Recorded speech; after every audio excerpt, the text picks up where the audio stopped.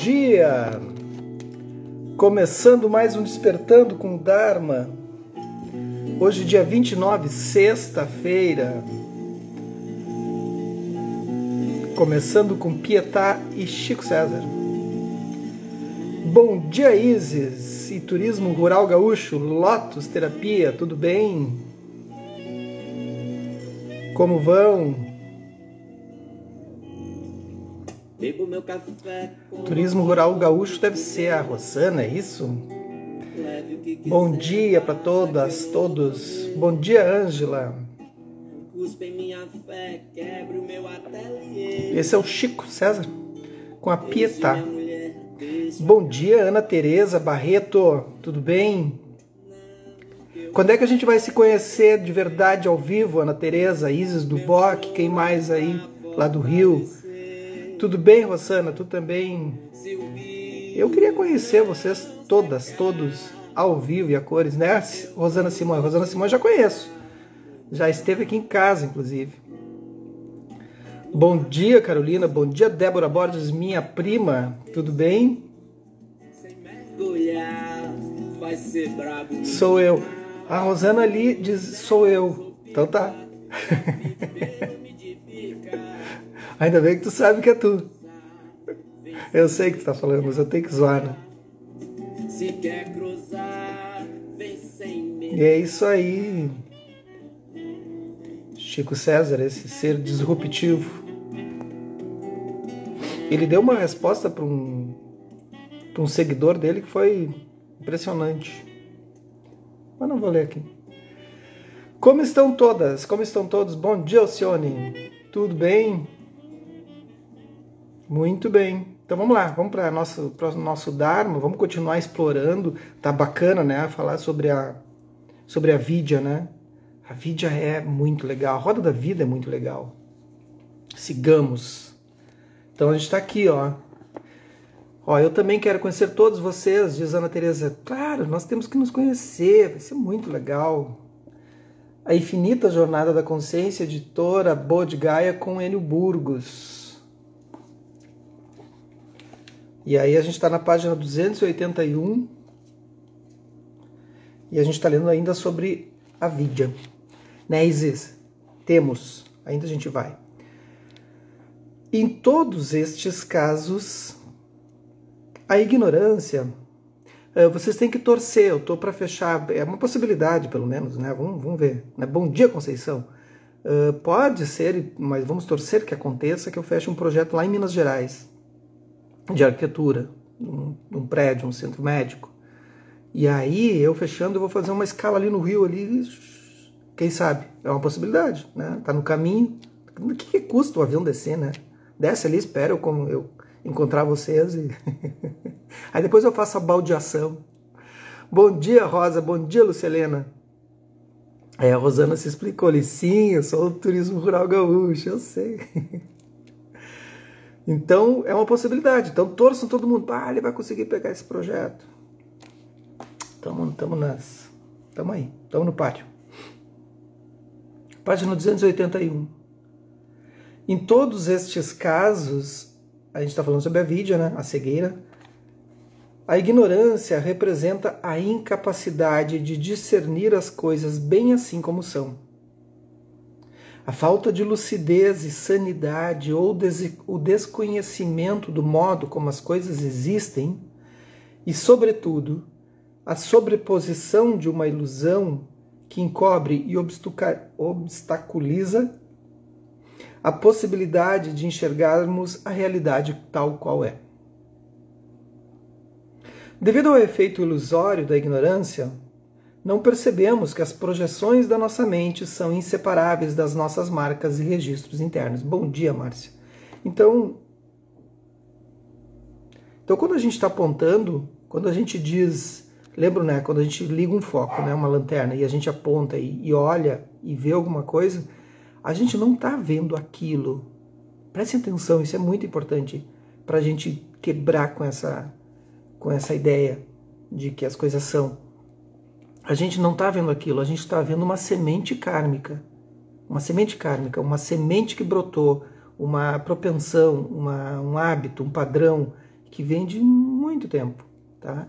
Então, quando tu olha, quando tu vê alguma coisa, não é um aspecto visual. Esse é o primeiro dado. Não é um aspecto visual simplesmente que está se manifestando. Não é a luz entrando na retina e sendo processada pelo nosso cérebro. Isso é um aspecto da consciência. Mas essa é a consciência do olho. Bom dia, Sandra. Mas quando eu olho, eu só vejo através das marcas que eu tenho, dos padrões que eu tenho. É isso que faz a gente enxergar. Eu sei que isso é muito complexo de aceitar até, mas pensem sobre isso. É isso que movimenta.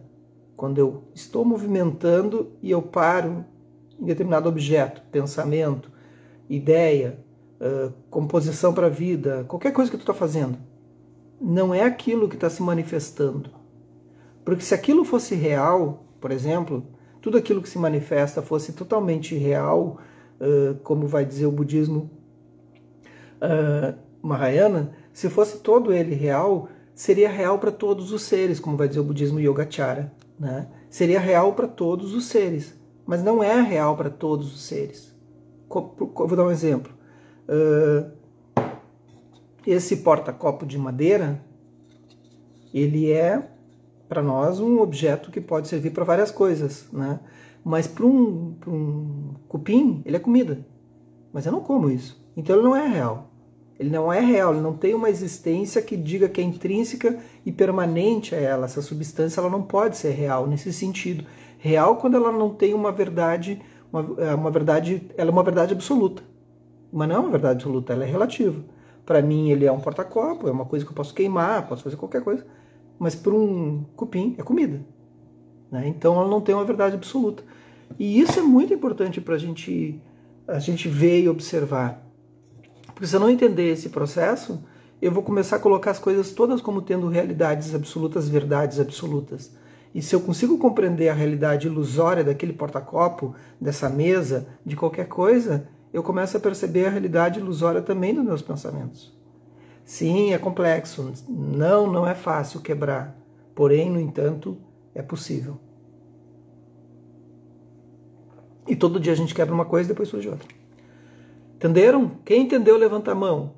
Quem acha que isso é bobagem também levanta a mão e diz, tu tá só falando bobagem.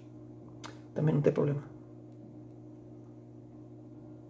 Acreditamos estar encarando o mundo e a realidade quando, na verdade, contemplamos cenários escolhidos internamente. Não é isso que eu falei? Tu contempla cenários que tu escolhe internamente e se bateu interno, bate externo. Aí surge a dualidade. A partir de sementes kármicas.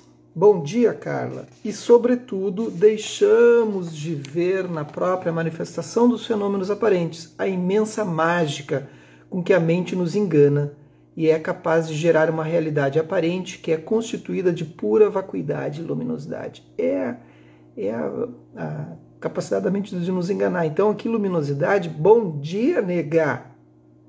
E aí, como é que tá aí? Então, a luminosidade da mente é essa nossa capacidade de gerar novas manifestações, assim. Então, por exemplo, eu olho para essa sala aqui, que era a minha biblioteca, que antes era um espaço somente biblioteca. Depois ela virou um espaço biblioteca-arquitetura, porque eu comecei a trabalhar nesse espaço. Depois eu tirei a escada que tinha de madeira ali, que subia para o quarto. E aí virou sala de aula. E digamos que alguém compre, né, essa casa, e aí esse espaço aqui vira um ateliê de pintura ou um consultório de dentista. Tudo possível. Tira os livros aqui, transforma, Essa é a luminosidade da mente, né, Patrícia Japiaçu? A forma como temos de nos manifestar, a mente se manifesta, né? E a gente também se manifesta de formas diferentes. E a gente vai se manifestando. É a luminosidade. Por exemplo, vão lá no link, vão lá no Instagram da Patrícia Japiaçu, aí, ó, do Hellingen Terapias, e olhem as formas que ela vai se manifestando. Um pouco ela tá cabelo curto, depois ela não sei o quê, depois ela tá de óculos, depois ela tá sem óculos, depois ela tá com dread, depois ela tá com cabelo azul, depois ela tá com cabelo rosa, depois... Entendeu? É a loucura total. É a forma da mente se manifestar, é a luminosidade da mente. Eu me manifesto como eu quiser. E pronto. e o resto que fique olhando e seguindo.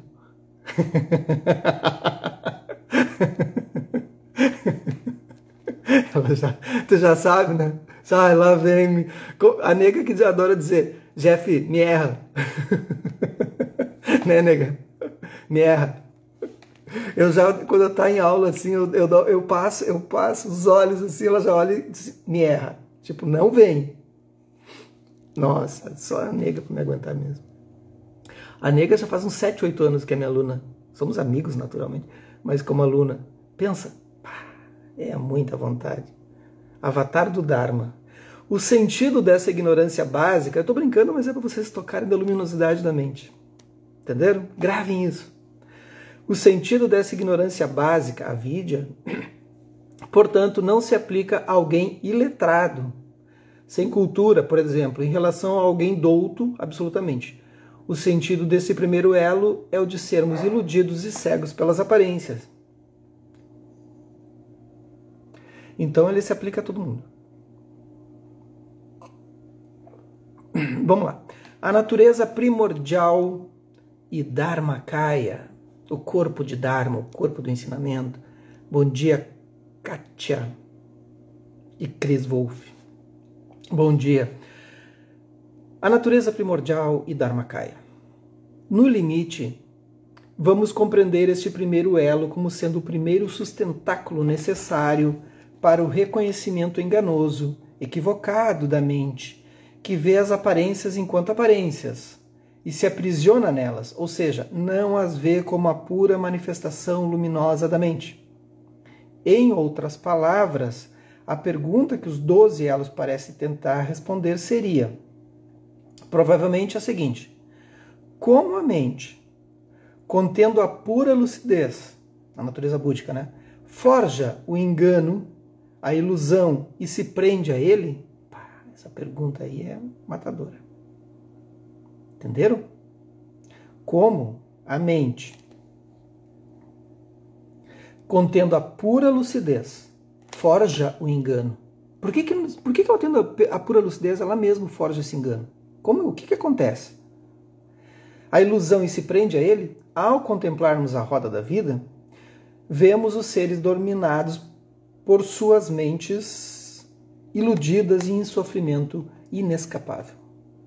Através dos 12 elos, compreendemos esse processo, um modo paradoxalmente brilhante e lúcido com que a mente opera e produz o samsara inteiro.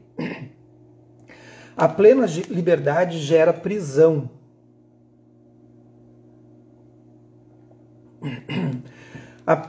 Num certo sentido, estamos aqui diante do momento de contemplarmos e examinarmos um processo de gênese do samsara, ou seja, o nascimento das nossas aflições mentais. Quando tudo surge, a gênese.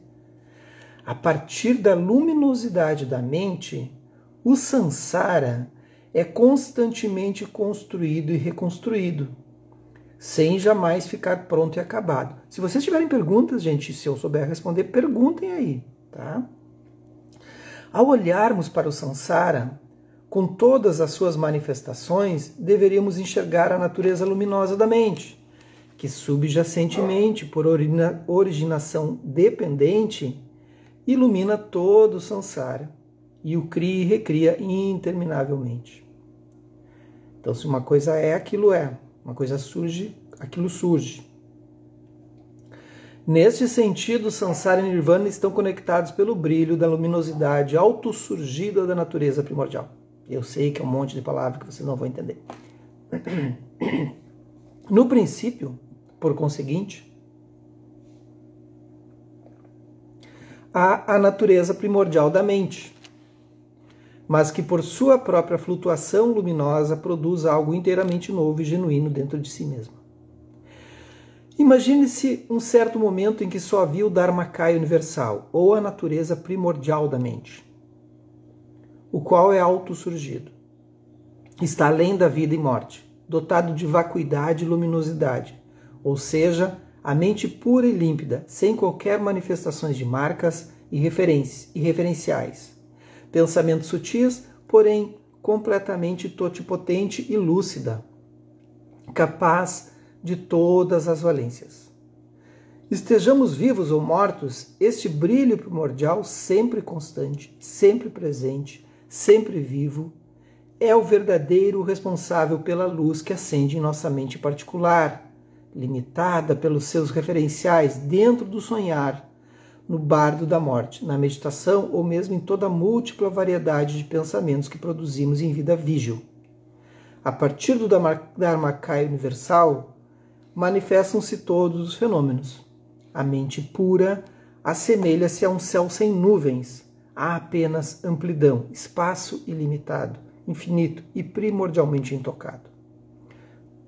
Longo, né? Mas eu queria ler todo esse parágrafo. Então, o espaço de Dharmakaya, o espaço do Dharma. Bom dia, Karen, Mames Loucaça, tudo bem? O alvorecer da ignorância básica, avidya, corresponderia ao surgimento ou originação do primeiro dobramento, ou nó, dentro da própria mente pura original. Então, olha que legal essa forma do Enio, né, do mestre Karma Tashin, Sherab Tashin, ver essa forma de avidya, né? O alvorecer da ignorância básica, avidya, corresponderia ao surgimento ou originação do primeiro dobramento, ou nó, dentro da própria mente pura original. Então ele vai dar uma ondulação que se propaga, tipo um lençol assim que se propaga uma ondulação. Daí quando ele esteve aqui em casa, eu perguntei para ele, aproveitei, né? Fiz várias perguntas. Se quando tu fala no livro tal, eu já tinha lido o livro muito antes de ler para vocês, e aí eu disse, quando tu fala do dobramento, e eu tinha lido já há muitos 20 anos atrás, o dobramento do universo, se era sobre isso que ele estava falando. E ele disse exatamente, ele estava sendo físico. Ele disse, não, eu trouxe, me apropriei da física e trouxe sobre o desdobramento, né? O desdobramento da física e trago para dentro do... Mas aí que tá, ó, saber trazer. Não é quando a gente aplica assim as coisas quânticas que eu falei ontem e não sabe o que estão falando. Então aí um mestre também dentro da física, né? Ele, como um catedrático assim, ele traz para dentro do sistema, aí funciona, porque sabe o que está dizendo. Então o que interessa para nós? Imagine uma toalha assim, e imagine que ela vai ter uma ondulação, uma toalha, né? Ou um mar perfeito assim, aí tem uma ondulação. Imagine que uma flutuação no movimento interno da luminosidade da mente provocasse uma ondulação mais forte. Lembra da luminosidade da mente, a capacidade da mente de transformar aquilo, né? Se eu posso transformar qualquer coisa, né? De olhar para aquilo e ter a capacidade de dizer que aquilo pode ser outra coisa. Imagine então uma flutuação no movimento interno, acompanhe, da luminosidade da mente provocasse uma ondulação mais forte, a qual se propaga e em seguida acaba por se curvar e se fechar sobre si mesma, formando um dobramento sutil, um envelopamento, um tubo, ou um nó, ou um elo. Entenderam? O que era antes sem marcas ou sinais apresenta agora uma marca, uma dobra, um sinal, uma excentricidade. O Buda usou o exemplo de um manto grande para explicar esse ponto. Os discípulos não conseguiam entender como a mente pura apresentaria um dobramento ou nó primordial. Então o Buda tomou o lenço nas mãos, delicadamente dobrando-o de acordo, fez um nó e mostrou aos discípulos com simplicidade. Onde não havia nada em particular, surge algo diferente. Então é a mente por si só. E na mente cria um desdobramento. Imagina que ocorra esse primeiro nó. Né? Envelopamento, incrível, super meio hábil de explicar. Tá aí só os mestres mesmo, com suas capacidades. E é muito dele isso, né? A gente vê quando é ele, assim. Onde não havia nada particular, surge algo diferente. Imagine que ocorra esse primeiro nó e em seguida um novo desdobramento. Olha aí. Por quê? Um após o outro, a mente original estará manifestando cada um dos 12 elos subsequentes a partir do primeiro. Preste atenção.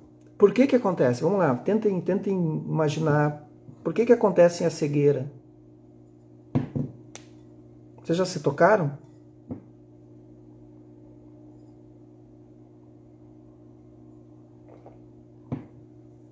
Porque quando era tudo primordial, quando era um pano liso, qualquer coisa, sem desdobramento, sem envelopamento, sem nó, a mente não tinha fixação, não tinha ponto de fixação, não tinha nada para se ver. E naquele momento há uma ruptura daquele sistema frágil, né, que era frágil, e ele se torna, então surge aquele desdobramento. Bom dia, Ni. E aí tu fisgou no nó. Aí a gente fica fisgado naquele nó. A gente começa a olhar para aquele nó que está ali e esquece todo o resto. E aí começa uma coisa surgindo atrás da outra. Aí os 12 elos né? Aí surge Samskara, marca mental, aí surge Vijnana, consciência, aí surge Namarupa, aí vai surgindo todos, Shadayatana, Vedana, todos os elos. Bacana, né? A gente vai em todos, não se preocupem. Antes havia o tecido liso, impecável, sem dobras, que se estendia em todas as direções com meras ondulações. Após uma ondulação mais poderosa, um Big Bang, quem sabe? Né? Não diz aqui, eu estou falando. Após uma ondulação mais poderosa, um soluço na energia flutuante. Ai, olha que romântico que eu ainda estava aqui. Um soluço na energia flutuante. Fechar-se sobre si mesma, surge um novo elemento, ou objeto sutil, um nó, ou tubo, com o qual a mente passa a ter de lidar. E aí? Então, além do espaço vacuoso, manifesta-se por condicionalidade um primeiro nó ou elo, a ignorância básica, onde a energia sofre um tipo de redemoinho ou vórtice sobre si mesma. Uma vez que surge a ignorância, surge a noção de um ente separado dentro da mente. Surge a noção do ego. Entenderam? Surge aquele que quer manter aquilo, que quer manter aquele nó. Porque uma vez que ele vê aquilo, como é que eu mantenho aquilo agora? Eu quero continuar olhando para aquilo. Como é que aquilo vai dar desdobramento? O que vai acontecer com aquele nó? Entenderam?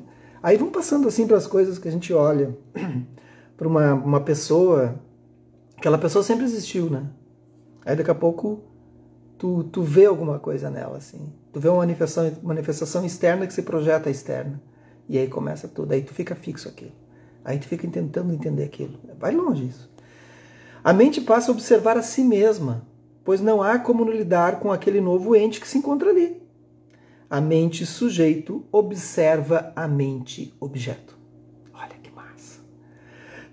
Trata-se de um aspecto extremamente sutil, por uma condicionalidade, um desdobramento interno. Abre-se o caminho para que se manifeste esse primeiro aspecto, ou fator que distorce a mente original, pura original. E também por condicionalidade, ou seja, por condições, causas e condições, tá? Condicionalidade, uma vez tendo surgido esse primeiro elo, surgirá o segundo, o terceiro, e assim sucessivamente. Massa, né? Eu acho muito legal. E aí surge e a gente fica preso, não consegue ver. Mas como é que eu saio dessa loucura toda?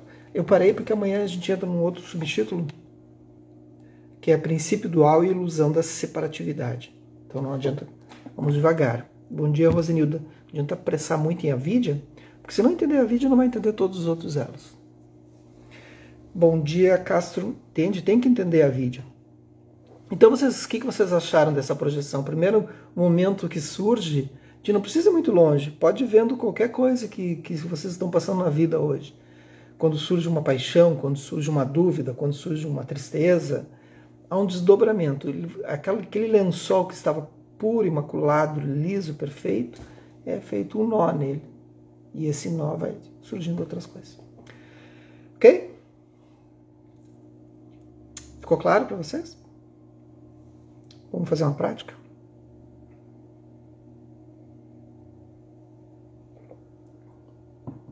A roda da vida é maravilhosa.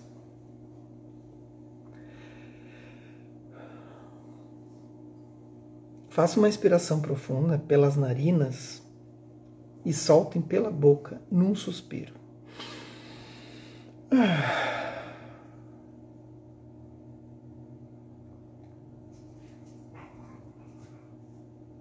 Mantenham suas costas eretas, pescoço levemente alongado, projetando o corpo como se fosse uma flecha apontando para o céu, para o alto.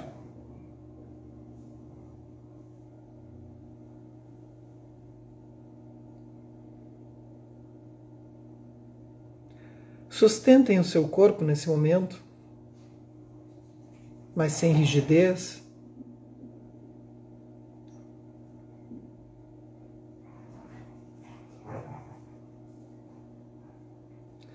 E deixem-se relaxar, estar presente neste momento.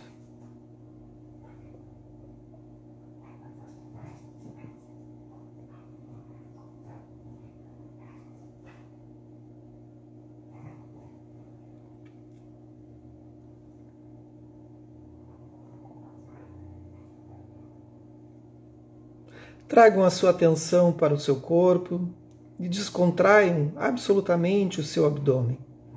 Soltem o seu abdômen.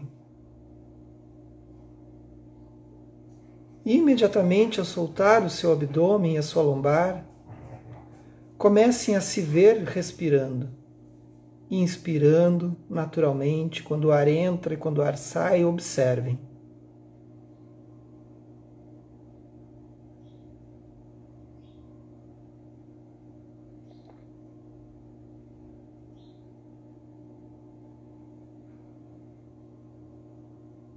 Tragam a sua atenção para o ar entrando,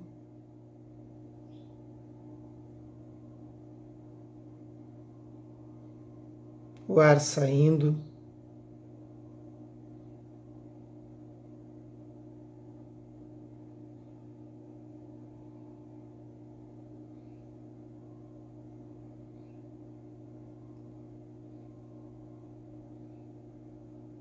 concentrem-se totalmente nesta mecânica.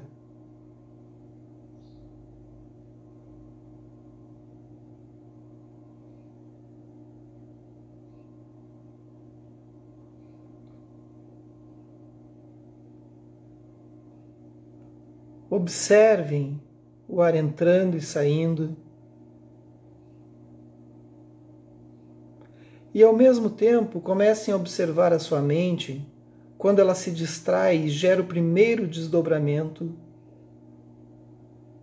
e as seguintes formações mentais. Você mesmo pode descobrir todos os 12 elos surgindo. Apenas observe a sua respiração agora e, se surgir qualquer distração, acompanhe a distração.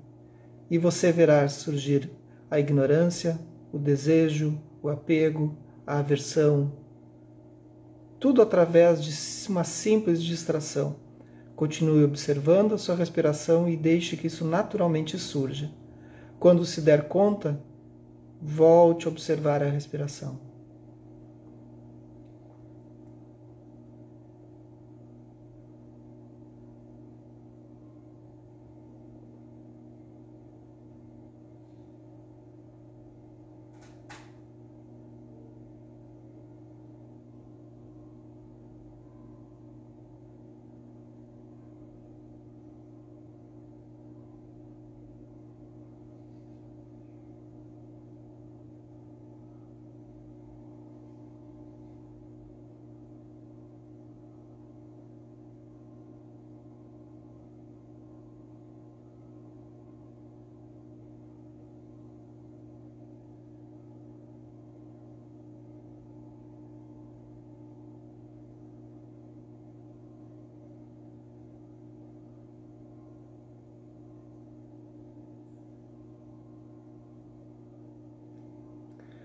Vocês viram a sutileza disso? E a dificuldade também?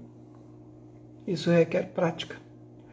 E também orientação e coisas que vão acontecer no caminho, tropeços, enfim. A prática da meditação é muito mais do que olhar a respiração. Já se deram conta? É extremamente complexa e ao mesmo tempo extremamente simples. Faça uma inspiração profunda. E soltem. Bom, gente, hoje é sexta-feira, aproveitem. Amanhã a gente retorna, sábado, se a permanência permitir. Que os méritos desse nosso encontro, dessa nossa prática, se expandam e toquem a todos, todas, e que possamos nos tornar um caminho iluminado. Um bom dia, uma boa sexta, e usem-na sem moderação. Desafiem-se.